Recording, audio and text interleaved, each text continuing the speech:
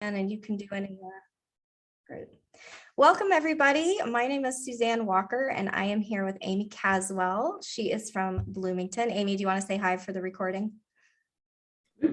Hi. Thank you.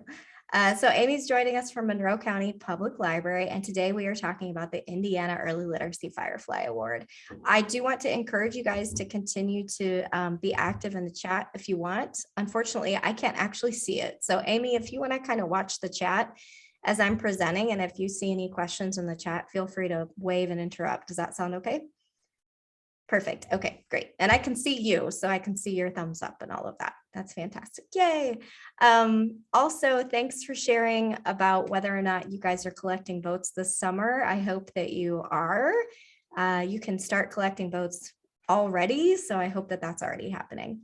But if you're brand new to the award, what we're going to talk about today is really we're going to go over what it is. We're going to kind of get real nitty gritty with all of the details about what the Indiana Early Literacy Firefly Award is, how it came about, all this stuff. So in its just minutest form, the Indiana Early Literacy Firefly Award is a picture book award that's voted on by Indiana children ages 0 to 5.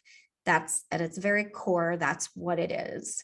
And then this statement is actually on our website, and it's all about kind of a little bit of the philosophy behind the award. Picture books serve an important role in the first years of the life of a child.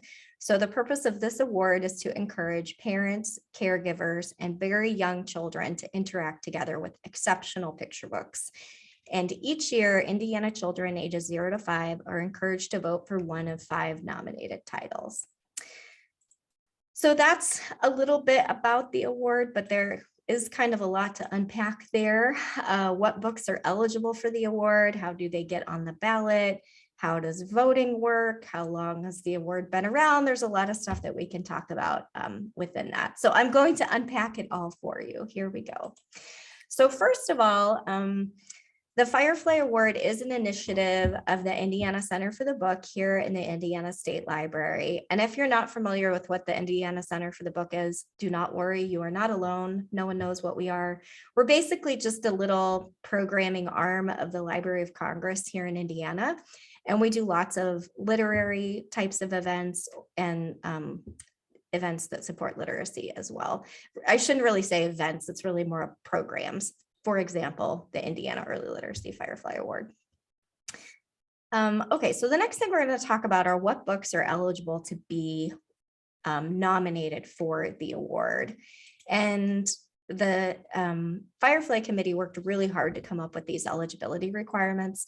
And the first thing that we really look at it is, does the book have artistic quality with text that supports the illustration, text that support the illustrations, or a compelling narrative provided by the illustrations. So what this means is we're really looking for picture books, and the picture books could be wordless, but they can't be pictureless. We actually looked at the book with no pictures and decided it wasn't eligible because it didn't have any pictures. Isn't that funny? Mind blown. But anyway, we can have a wordless picture book. We actually never have had one, but we could. So really we're looking for high quality picture books. That's the first thing that we look for this award. The second thing that we look at is the book interactive? Meaning, does it demonstrate 3 or more of the 5 practices for every child ready to read? So that's talking, singing, reading, writing, and playing. And when we talk about interacting with writing with a picture book at this age, for ages 0 to 5, we're really talking about fine motor skills. So is there something about the book that might encourage you to sing with your kiddo? Is there something about the book that might encourage you to talk to them? Is there something about the book that encourages play? Is there something about the book that you guys can read together? And also, is there something about the book that can encourage you to play with your hands and do fine motor skill type things? And that's the magic of picture books. Many of them do a lot of these things really well. Some of them don't, and that's why they don't get nominated. But the 5 that are on the ballot do these things, which is great. This next requirement is really nitty gritty. The books have to be published by June 30th of the current year or any time in the previous year and still be in print in order to be nominated for the award. Now that's a little bit misleading because, like, for example, This year, we're looking at the 2022 award. It's voted on by this year, but it was chosen, the books chosen to be on the ballot were chosen last year. So I went ahead and did a slide specifically about this one just to dive into it a little bit more. So when we talk about the current year, that is the year that the committee is selecting the books. So for the 2022 award, we looked at any books published in 2020, and then any books published by June 30th of 2021. That's the year and a half that we look at. So the thing to just know is that the Indiana Early Literacy Firefly books are very current, they're very new, they're very fresh, and they are picture books, high quality picture books. Every child ready to read is in there too. So does that all make sense? Any questions on that? I don't see any. I can see whether or not we get a chat. I just can't see what it says. Okay, we have a couple more things. So again, picture books, high quality picture books. They need to be somewhat interactive. They need to be published within our parameters for that. And then they also need to possess strong child appeal. Kids have to like these books.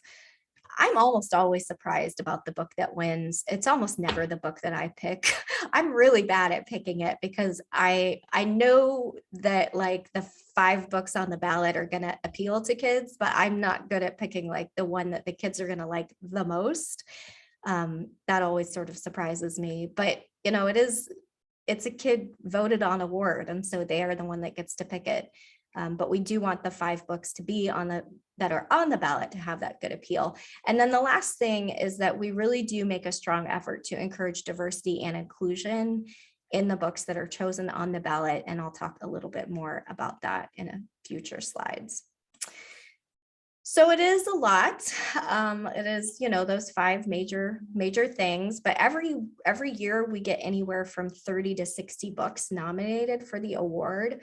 And so what that means is that the committee then has to narrow down from 30 to 60 books down to the 5.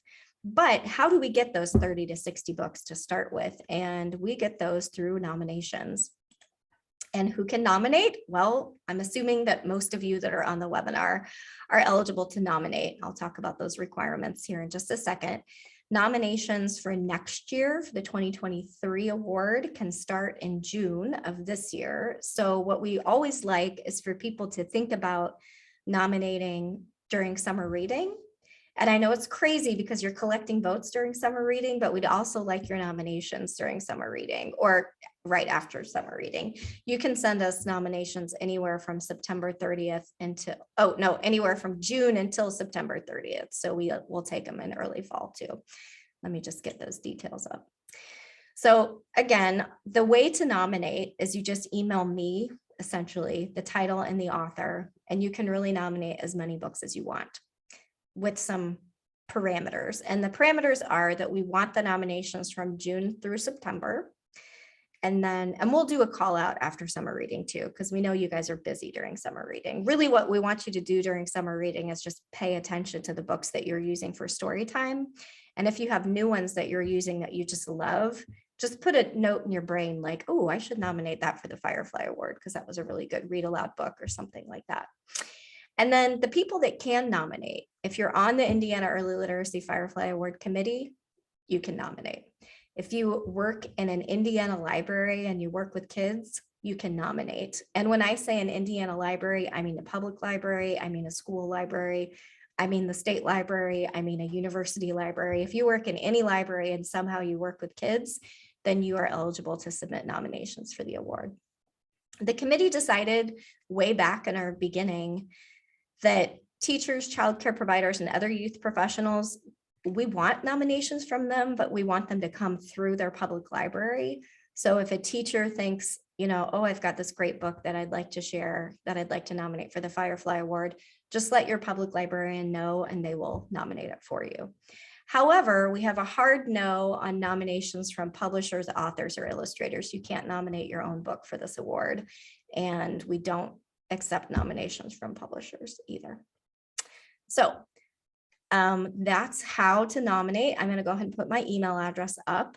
So please write it down, or just look it up on the state library's website, but that's my email address. And I'm happy to take nominations from people starting in June. So that's my email. And you can also email me with any questions that you have about the Firefly Award.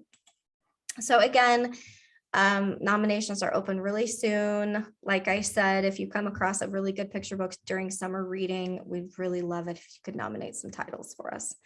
That would be great. We like to have a big, rich pile of books to dive into. Sometimes it's hard when you have 60 books and you have to narrow it down to the top 5, but it's very fun to have those discussions with our committee. And I'm going to talk about the committee really quickly here. Okay. So I've talked about the committee a lot. It's the committee is made up of professionals in Indiana, including teachers, librarians, caregivers, project coordinators, all of who are involved in early childhood development. We do have a set of guidelines that we use to guide our decisions, and this is our statement on inclusion. We continue to seek representation on the committee from a variety of voices, backgrounds, and geographical locations in the state. And we welcome all kinds of diversity in our committee, and we do seek that out, and also in the books that we choose. So we really think of diversity and inclusion in 2 parts for this award. We think about it as the people that are on the committee that are selecting the titles and the titles themselves. And then I also just wanted to give you a peek of who is actually on the committee. So this is what our committee currently looks like. We have 4 members at the top. The chair of the committee is always the director of the Indiana Center for the Book. That's me. Here I am. I'm your chair. And I've been the chair ever since the award started. We've talked about maybe rotating that, but everyone is content for it to be me. So it's me. And then our ex officio members are permanent members that bring kind of an area of expertise to our award. So we have Beth Yates, who's the youth services consultant here at the State Library. Hopefully a lot of you guys know Beth. And then we also have Kids Inc. Shirley Mullen is from Kids Inc. She's a bookstore owner and knows everything there is to know about children's literature. She's very adept at all the new things that are coming out since she sells them in her store. And then we also have Jean Baldwin, who's the Wayne Township preschool evaluator, and she knows everything there is to know about early childhood development. So we've got those folks that are kind of the core members of the group. And then we have a very rich committee made up of the 8 Indiana Library Federation districts. So you can see district 1 through 8 listed there. And then we have 4 to 5 at-large positions. Right now, we just have 4 people in those spots. So you can see we've got people from all over the state. Elkhart, Allen County, Evansville, we've got people from IU, so we've got folks representing all kinds of corners of Indiana. And then when you are on the committee, the term is a 3-year term. And basically what we like to think about it is the first year, you're really kind of learning what you're doing. And then the next 2 years you get to, and you do get to participate fully your first year, but we like to give the 3 years so that you really get a good experience. And if you're interested in serving, we do have a wait list. Some of the, I can't think of what it is right now off the top of my head. I feel like there's 6 districts that we have people waiting for, but then there's 2 that we don't. So if you happen to be in those 2, which I can't tell you what they are right now, but if you're interested in serving, you can certainly send me an email and I would love to get you on our wait list.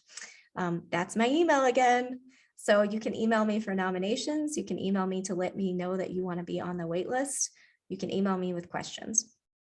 You're going to see it one more time because I still have content to share with you.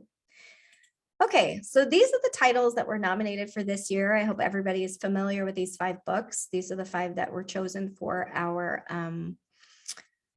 ballot for this year. And I'm going to talk a little bit about voting, and then we might circle back at the very end and talk about doing a story time with all 5 of these books. I think that's really the most effective way to get votes is by having a story time where you focus on the Firefly Award and you do a story time and you read all 5 books and then you collect the votes. So I'll talk a little bit about how I do that. First of all, let me go back. These 5 books really lend themselves to doing a story time together because a lot of them are about playing. And so you can tie together a theme of play with these 5 books really easily.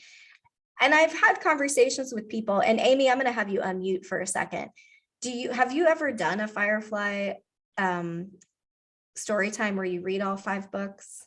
I personally have not, but I'm definitely willing to attempt it. Well, and I think people get a little worried because 5 is a lot for a story time. Would you agree? Yeah. For sure. Yeah, I think so. And so, the committee has really grappled with this thought of, do we do less? Like, do we choose less books on the ballot so that it's easier to do all of them in the story time? And we've decided no. We've talked about this over and over again. We've decided that 5 is where we're staying with. It used to be 8. The first year we had 8. And I mean, you can't do 8 in a story time. That would be crazy. But 5 is doable, especially when they do tie together in like a theme really well, like these do. And we don't consider that at all when we pick them. It just sort of happens. But anyway, I just wanted to jump on and see if you'd ever done that. Would you be nervous to do a story time with 5? I would with my kids. Yeah. Because their attention span, especially with like COVID, attention spans have been like completely like decimated. As what I'm seeing in my story time. So okay, cool. But I'll try. Yeah. Well, no pressure. The thing I'm doing my Firefly story times coming up this week. Actually, I have my first one on Thursday. And here at the state library, ours are slightly different because we actually are working with preschool classes. So the kids are in school. They don't come with their parents. They come with their teachers. And that makes a big difference. I've also done this at an early literacy event at the State Museum where the kids are there with their parents. But they're kind of like, I guess I'd want to say they're outside of their normal routine. And so in some ways they're kind of like, oh, I'm ready to do this. So I don't know. I think this year, some years it doesn't work as well, but this year the 5 works really well. So at any rate, this is how I collect votes for the Firefly Award. I tend to do a voting program where I read all 5 books and then I have the kids vote on their favorite. And what I do is I'll set the books, like we'll get through the story time and then I'll set the books up with a basket nearby. So all the books are sort of lined up with a basket and I give each kid a bean bag and they get to put their bean bag in the basket of the book that's their favorite. So that's a quick way to kind of like collect votes. And another way you can do it is you can put the bean bag directly on the book if you want to do that. Okay, so to get to the nitty gritty of voting, you can really collect votes however you want. You can do special programs like I just talked about.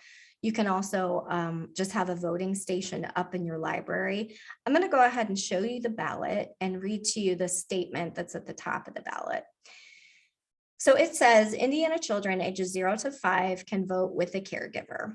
Every child in Indiana age 0 to 5 can vote 1 time for the Indiana Early Literacy Firefly Award. And we don't really get too concerned about the 1 time or not. Try to make it once per kid. That's all that we really ask. Children will need the help of a parent, a librarian, a teacher, or other caregiver to circle one of the titles. You can ask the child to point to their favorite, and then once the vote is circled, you can turn the ballot into your local public library or voting location. Who can be a voting location? Anybody who does anything with the Firefly Award can be a voting location. You don't have to get any sort of certification or whatever. Y'all are voting locations, that's fine. And then all I need is an email with the total. So even though it talks about using the ballot and circling their favorite, we do not need those. You do not have to use the ballot. You could do something like, oh, yay, here's a little meme. You could do something like one of these. I think this is North Manchester Public Library on the left. This one over here with the, oh no, this one is North Manchester. And I apologize, I don't know who has any of these other pictures. I got them off of our Facebook group, which I also want to mention. Amy, I don't know, are you in our Facebook group? I will be afterwards. Yay, okay, so you all are invited to join our Facebook group. We have an Indiana Early Literacy Firefly Award Facebook group. I wish it was a little bit more active than it is, but it always sort of has waves of interactivity where people will post things like this to show how they collect their votes. And then Amy, I can see that we have a lot of chats right now. Is there anything I should know about or questions?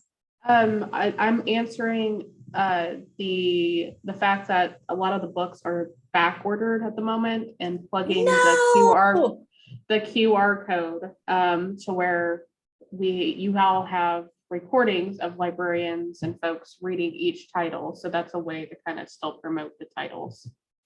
Yes, man. Okay, so I was unaware that the books are back ordered. This makes me sad. I'm sure this is like paper shortages and supply chain issues having to do with the pandemic, but that's a really good a good solution for that, as we do have that online voting form, which I can, when Amy talks, I can put that in the chat unless you've done that already, Amy. But we have a website that has all 5 like videos of all 5 books. So you can share those if you'd like, because of course, during the pandemic itself is when we decided we needed to have a virtual option. So that's how we've got that. Okay, so back to these images. Again, you can collect votes however you want. You could do ballots, you can do a voting board, you can have the ballots just out for your patrons. Here's a couple more pictures of ballot boxes. This one is actually from a couple of years ago, the one on the left. And then on the right, this little stack of cute fireflies. This was a library that was getting things ready for their branches. So they were sending these out to their branches so that their branches could have like one sort of unified look to their displays, which is cute. Okay, Amy, do continue to interrupt me if there are questions. Oh yes, when you collect your votes, guess what? You email them to me. So, and again, I do not need scans of your ballots. I don't need anything like that. I just need Find Fergus got 20 votes and Grayson Box got 20 votes or whatever, however many votes each one got. I just need to know that. And we will take those until the end of July. Okay, what I'm going to do now is I'm going to go ahead and show you a little bit about past participation for the Firefly Award, just so you can kind of keep an eye on your county and see how you've done over the years. And I'm also going to show you the books that won, for the duration of the award. We started in 2015. And then I'm going to turn it over to Amy, and she's going to talk about how she implements the award in Monroe County. Okay, so here was year 1. We had 32 counties participate. The winning book was Don't Push the Button by Bill Cotter. And that was the year that we had 8 books on the ballot. The next year, we had a big increase. We got 51 counties, which was fantastic, all 4 corners, basically. And the winner was Hooray for Hats by Brian Wan. Year 3, 2017, we had 47 participating counties. The winner was Don't Wake Up the Tiger by Britta Teckentrup. You can see your county map there. And then the way to get your county yellow in this map is we have to have a vote turned in. I know that people do Firefly programs and maybe don't get votes turned in. And so that's why you're not yellow on these maps. I'm hoping to do a survey actually soon that would get a little bit more nuanced about how people participate in the Firefly, because I would love to have a map that shows like, about the Firefly at your library. You have a display about the Firefly, you have the books. That does mean that you're participating in the award, even if you don't get the votes. But of course, we really do love the votes. So these maps are really just about voting. Okay, so year 4, we had 54 counties, and Noisy Night was the winner by Mac Barnett, illustrated by Brian Biggs. And then 2019, which was like the best year. It was the year before the pandemic. We didn't know how great 2019 was until it was over. We had 56 counties. This was our 5th year of the award. And the winner was There's a Monster in Your Book by Tom Fletcher, illustrated by Greg Abbott. And then we had 2020. Now, the good thing is that we still had a lot of counties participate. What this doesn't show is vote numbers, which I will share with you here in just a second. But our winning book was Don't Blank by Amy Krauss Rosenthal, illustrated by David Roberts. And then last year is when we started our recovery a little bit. We had 49 counties. The Box Turtle by Vanessa Roeder is the one that won. And so this is this year, and we'll see how many we get. Of course, we love to have more counties, but here's the number of votes that we've collected every year. So our first year, we had almost 1,300 votes, and then we had a big jump in the number of votes that we had. 2018 and 2019, you can see we were knocking on that 5,500 number of votes, and then we really plummeted. That was sad because the pandemic hit right before voting, you know. So that was sad, but we felt pretty good about what we got last year, and we're hoping to get more than that this year as well. So that's just a little bit about the background of the award. Amy, before I turn it over to you, I will go ahead and stop sharing. I think I've done that already. Let's see here. Are there any questions for me before we get going? Oh, hold on. I see I'm still sharing. Oh yeah, the program guide. I didn't know. Yeah, there we go. Okay. Are there any questions for me? Just looking. Robin, I'm glad the books have been popular. Okay. Yeah, Susan, I would just say, I don't know. Maybe they'll still come in. We have until July. And it's just May, so hopefully they will come in. We'll see. Okay, all right. Well, I will monitor the chat while Amy talks, and I'm going to go ahead and mute myself.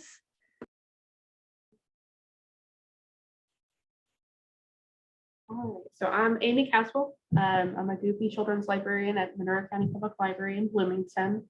And one of the past winners that I just saw from your slide, Susan, was Don't Wake the Tiger. I started at my current library in 2019 at the end, like right before COVID hit. And we have a story walk of Don't Wake the Tiger. So I'm really bummed that we didn't apparently participate because I didn't see our little county highlighted on the map during that time. So, but I'm going to talk briefly about some of the things that I've done to help promote audience engagement. Is kind of a term that I use, and collecting votes. So I'm going to be talking a lot more than having slides, I guess. So bare bones here. So I kind of separated it from how I do online participation or promotion, and then physical promotion, like in the library. So kind of a two-pronged process here. So we have a library blog, and so every year I do at least 2 different articles to kind of promote the Indiana Firefly Award, and that goes out in like on our newsletter as well as on our homepage blog to all of those that have that are library card members. So that's one way. I don't know if you'll have a similar situation where someone runs a blog or anything like that, but that's a good way to kind of promote what awareness. And then a lot of this other stuff on here, the website and the social media, I have at my current library, there's a marketing and communications department, so they handle a lot of that. But all it takes is me saying, hey, can you plug this? Can you do a little social media post on this? And they'll happily do it. So on our homepage, we do have a website banner. It's not currently up, but it's going to be up. I think starting summer reading program is when we're going to do a big push for it.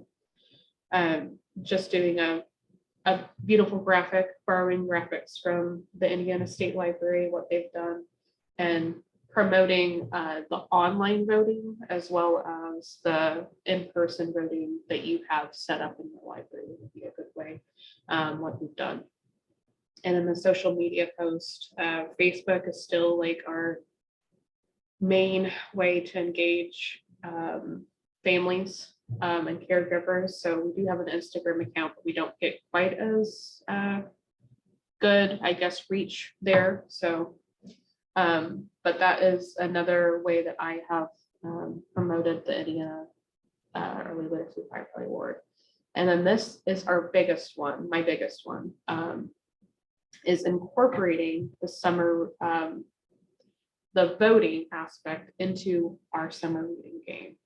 So it is one of the ways that participants can earn points in the summer reading game is by voting on the ballot. So, and we've done this, I think, every year since I've been hired. So 2019, I know it seemed like very long ago, but it has increased engagement exponentially, at least from my end that I've seen.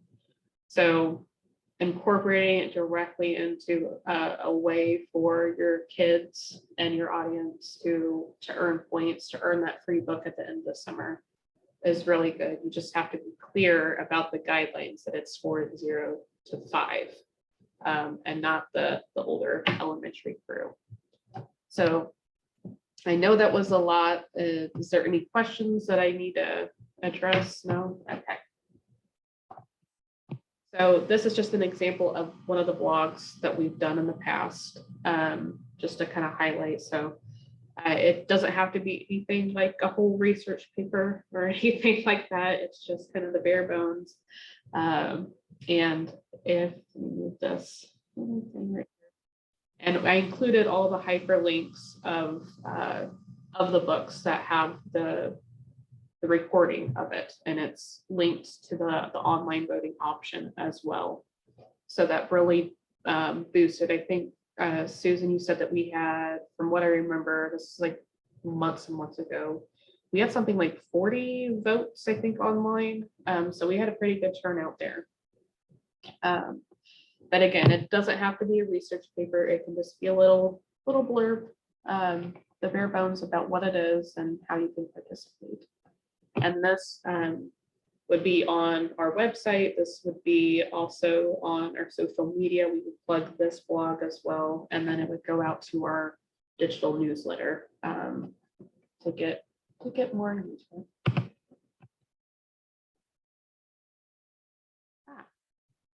So this is a visual of the summer reading, how we incorporated it. We used Beanstack, like a lot of libraries did last year. And we just had a be a voter to kind of encourage early on that voting is important. And again, that was just like one of the ways. So it says here, if you are between the ages of 0 to 5, visit the Firefly Award website and vote for your favorite picture book. And then it has like another option for the older kids. So, oh, yeah. So I don't know if you noticed, but we actually worked with Beanstack to do a Firefly challenge. Oh.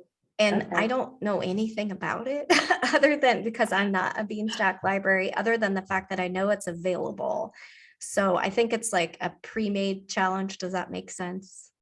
It does. I think I've looked at it briefly. I need to look at it more.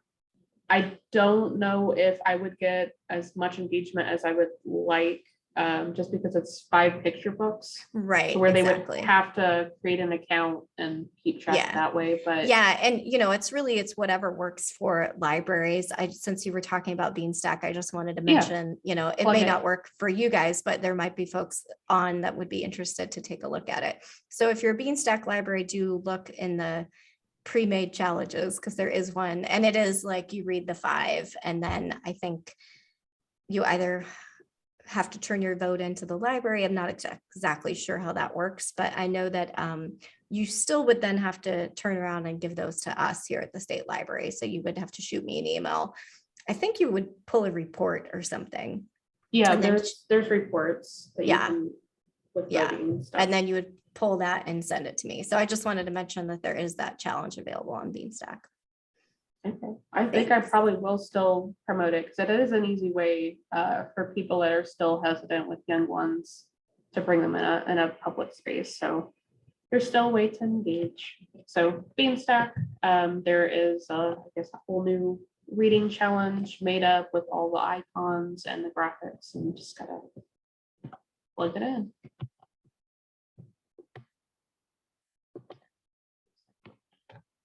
Okay. So I did the digital, the online aspect of it. So the in-person story time. So I did an announcement, and I have examples after this slide. So during story times, so at the beginning of story times, I have like a 10-minute window to give people a chance to come in and filter in, because I know at least at our library, parking is not that great. And so wrangling a kid and finding a parking spot. Anyway, I give about a 10-minute head start or buffer time, I should say, before starting my program. And in that 10 minutes, I have rotating slides, have like a little countdown that show the different programs that I have going on. I include the Indiana Early Literacy Firefly Award in that slideshow. So I promote it every single week to kind of get that participation going. And then I have a physical songbook that I create for all of my story times as well. And I have the Every Child Ready to Read tips. And then I have the Indiana Early Literacy Firefly Award kind of promo in the back of it as well. And they're welcome to take those as they go to kind of create their own memories. And then an eye-catching display. This one is pretty evident, but just an eye-catching display in a high traffic area. And then always order extra copies of the books. That's something that we always do. I have display copies and then copies that they can check out. So the display copies obviously stay with the display. They're welcome to take them off the display and read them. They just can't take them home. Check them out. Yeah. And that helps to, oh, go ahead. Yeah, I just wanted to circle back to your songbook. That is so cute. How often do you sort of reprint those, or is it like for a cycle of story times? Is it just the old favorites? What's in that? I know that's not early literacy Firefly related, but I think that's really share cute. Afterwards. I use Canva to create all of these, and I do it every season. So fall, winter, spring, summer. And then if there's any specialty like celebrations, I'll fine tune it to that. So I think I did like my Night Owls program that I do monthly, which is like a pajama story time. I have a specific songbook for that one. So they are filled with favorites, but they change. I try to keep repetition as much as possible, but throw in a little few new ones in there. And then I have a few ASL prompts as well in there. So to show the baby sign language. So they're really cool. I know that's a side note, but if you want to see the songbook, I don't mind sending mine out to anybody that wants to look at it. So I really like making stuff like that. So, but ordering extra copies of your books, make sure you have extra copies so that you can have your display fully stocked, so to speak, and also have copies available to check out. And then I don't know, Susan, if you could answer this question. It just came up top of my head. So are ebooks, e-picture books like an option? Has it been looked at when we I haven't had anyone look at whether or not those are available for these 5 books. Is that what you mean? Yeah, like on Hoopla or Libby or Overdrive or whatever. Just to I see haven't if there was an looked. option. That's a really good question. Yeah. Does anyone know, anyone who's listening, does anybody know if the books are available on ebooks through systems? Probably not, but yeah, I don't know. Maybe. Okay. Yeah, it's a good thought though, for sure.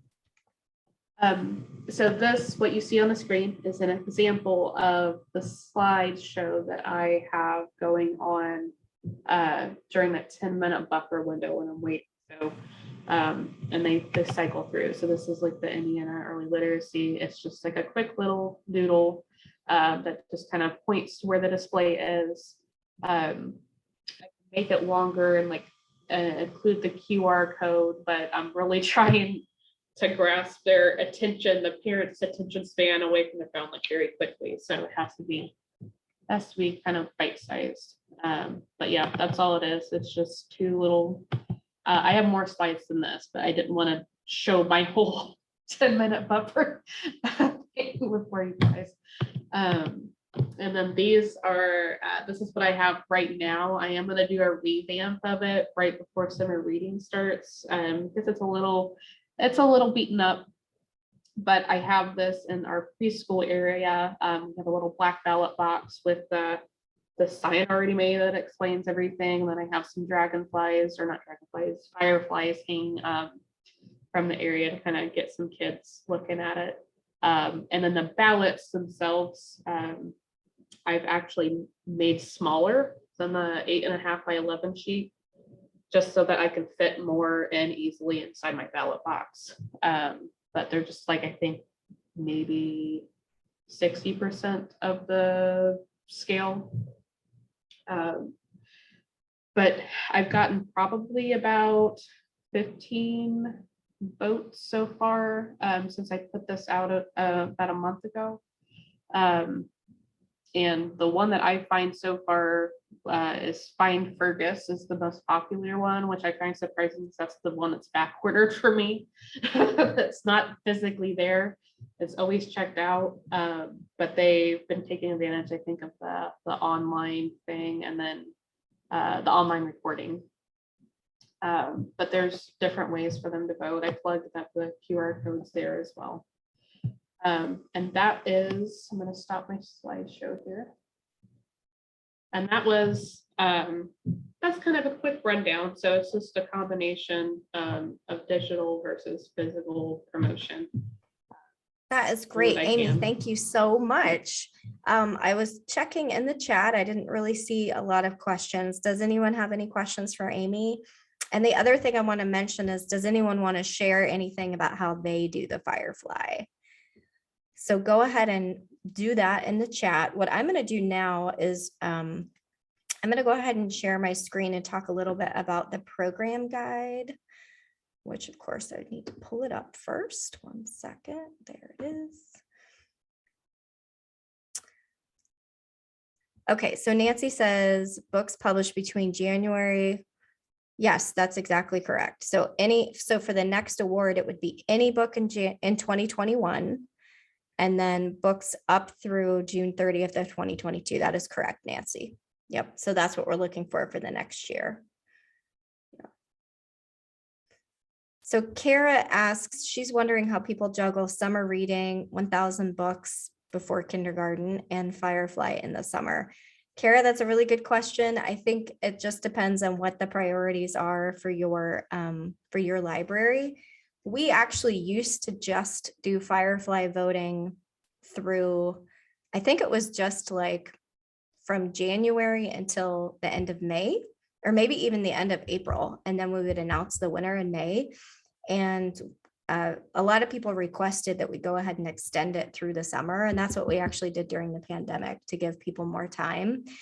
So in some libraries, I know what they do is they have like a month where they do Firefly, and then when it's done, they're done, so they just try to do a couple Firefly events, get their voting done, and then get it done. And they can either get it done before summer reading or as part of summer reading. Making it part of summer reading was really just to give you guys more time and the opportunity if you wanted to make that be part of your early literacy part. And of course, those 5 books can certainly be part of the 1,000, right?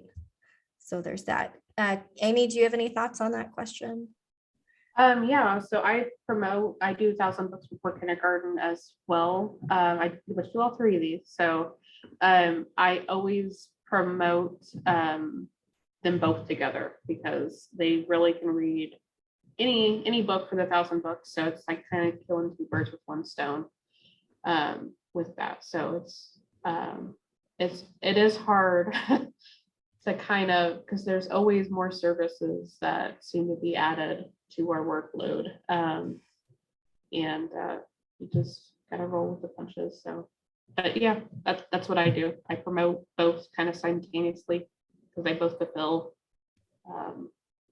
the goal. Okay, thanks, Amy. And I wanted to just show you guys quickly the program guide.